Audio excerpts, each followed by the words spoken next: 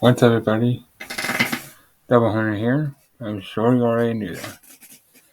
So today we have another military type video. It's called The First Medal of Honor Ever Recorded. So for those of you that don't know, the Medal of Honor here in the United States is our highest military award you can earn in any branch. Army, Air Force, Navy. Yeah. The reason why I didn't say Marines is because they're technically a department of the Navy. So they're counted as Navy men. Point is, our three branches of military, you can earn the Medal of Honor. But it is very, very difficult. Out of the award's existence, the few that have earned it are sadly in another life right now. They have sadly passed away. There's only a few that are still alive. Because it is the most difficult award to get in our military, there's only a rare select few that have earned it. And again, among those rare selected few, the majority of them have passed away. But this video is about a man named John Chapman, a U.S. Air Force combat controller, otherwise shortened down to USAF-CCT. And this is a Predator Jones video of his actions that led to him getting the Medal of Honor. This was back in 2002 during Operation Anaconda in Afghanistan.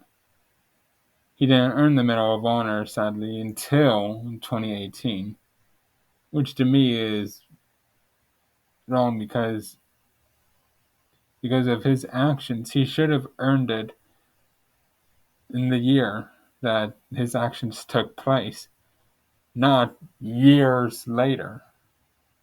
But that's just my opinion. Chapman, a U.S. Air Force combat controller, and the SEALs are attempting to rescue their lost teammate. You'll watch Chapman's heroic actions as he saves the lives of his entire SEAL team and then another 18 members of a quick reaction force, earning America's highest award, the Medal of Honor. This video is by a YouTuber named Dan Chilton. So go check him out, subscribe, show him love and support.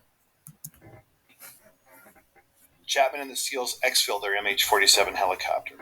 John is the second individual to exit and immediately moves in the direction of the summit. He can be seen moving off to the right of the screen, alone. The team is taking heavy fire from every direction, as indicated by the arrows, as Chapman begins engaging targets.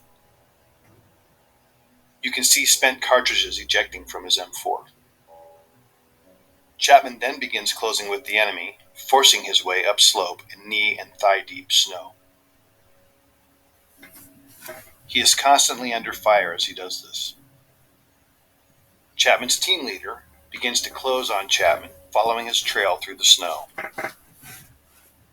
The dark mass above Chapman is a fortified bunker containing two enemy fighters, each armed with AK-47s, who are firing down on the team in the darkness.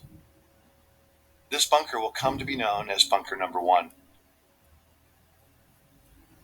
To the left of the tree and Bunker 1 is another gray mass. This is a rock outcropping that came to be called the Boulder. Between Bunker 1 and this boulder can be seen the body of slain SEAL Neil Roberts, the man Chapman and the others are attempting to recover.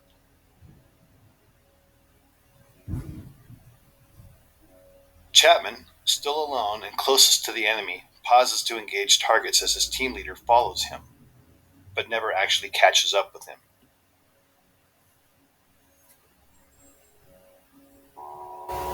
Chapman, on his own, now makes the decision to charge directly into the enemy bunker, despite withering point-blank fire. Chapman, now literally on top of the enemy, engages the two combatants and kills them, saving the lives of the remaining SEALs. He does this from a distance of no more than 10 feet. These actions by themselves earned him his first Medal of Honor. He then climbs into and takes control of the bunker. Having cleared the immediate threat, Chapman is then joined by his team leader in Bunker 1. You can then see Chapman and his team leader engaging the next bunker, known as Bunker 2, which is situated to the left edge of the screen. This bunker, manned by a handful of Chechen and Uzbek fighters, also contains a heavy PKM machine gun, hand grenades, and rocket-propelled grenades. John Chapman is shot twice at this time in the torso and collapses, incapacitated.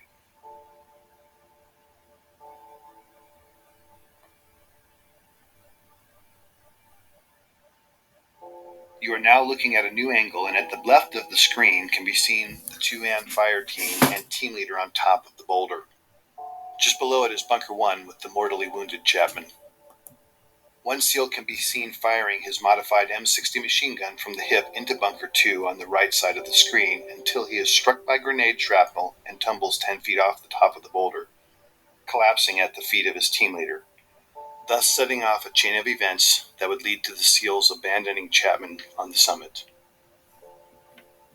The wounded SEAL and the team leader can be seen conferring about his injuries.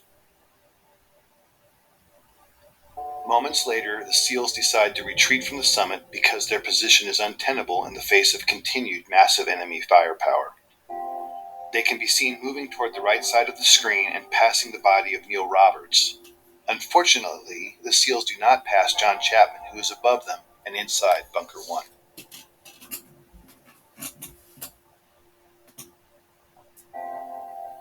This angle shows three SEALs in a triangle. The larger black heat signature is a smoke grenade. Just to its left is a donkey and dead Al-Qaeda fighter killed by Chapman. The steepness of the mountain can be seen as the SEALs begin to slide down the near sheer face.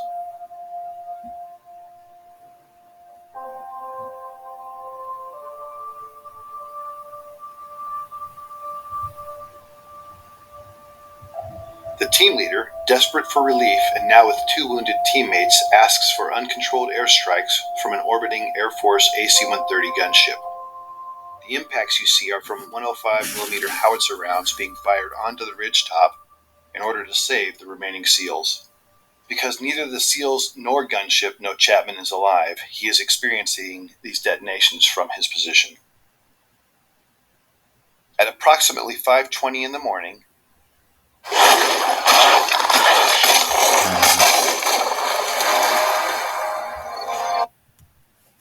Chapman recovers and begins to engage the enemy.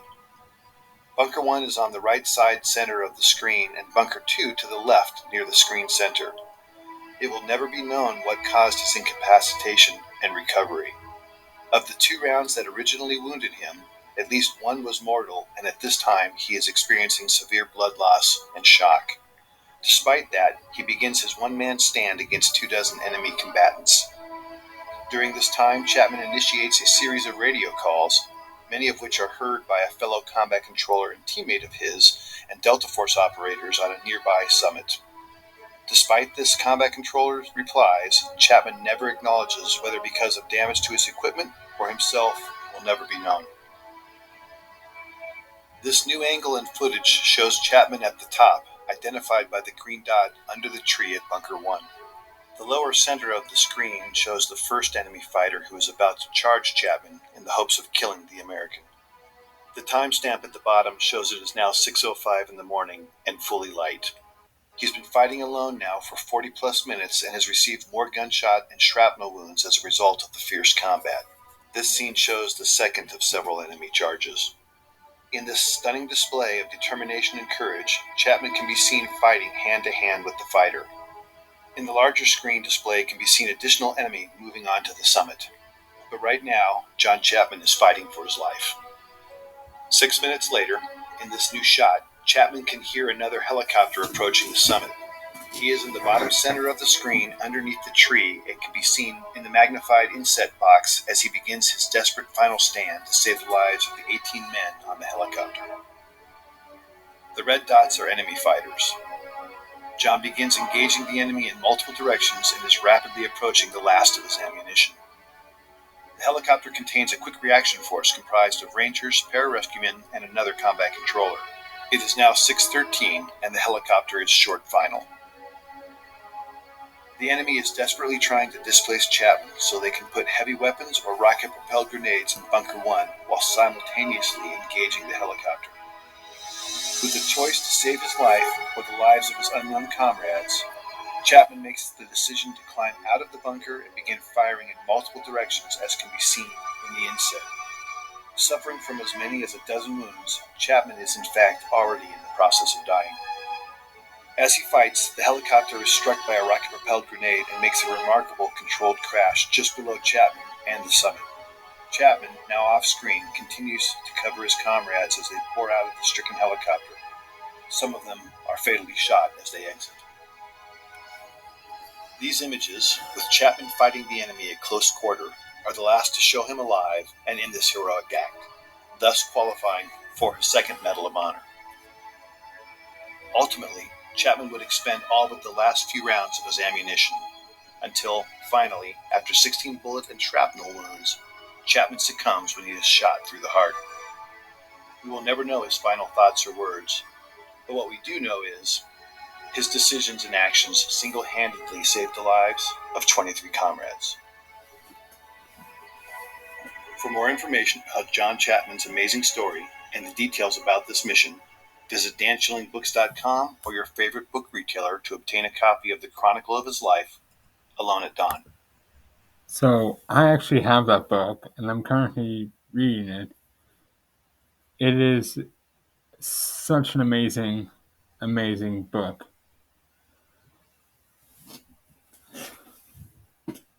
All I can say, despite seeing this video a dozen times, all I can say is pretty much the same thing.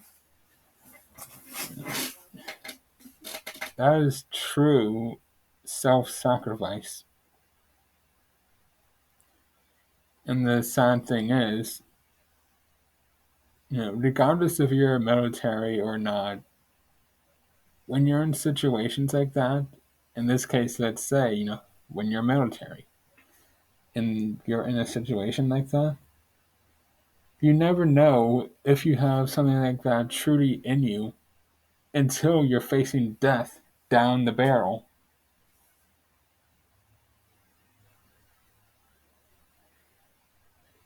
And the fact that this was March of 2002, I was born in December of 2002.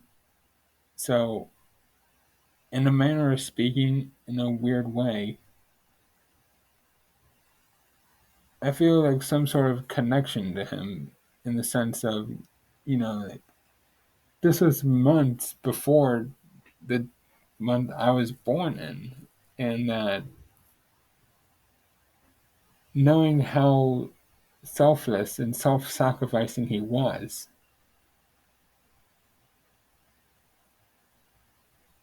I don't know how to put it into words. And like I said at the beginning of this video, and a bit of just now, this was March of 2002. He didn't earn those two Medal of Honors until 2018 during the Trump administration. And to me, that's just bullshit, because with self-sacrificing actions like that, you should get those awards in the year that those actions took place, not years later.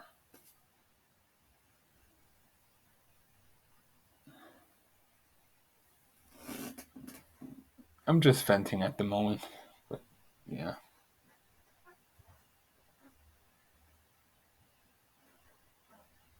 Rest in peace, John Chapman. I'll see all of you in the next video. Subscribe, like, comment, ring that bell notification, share.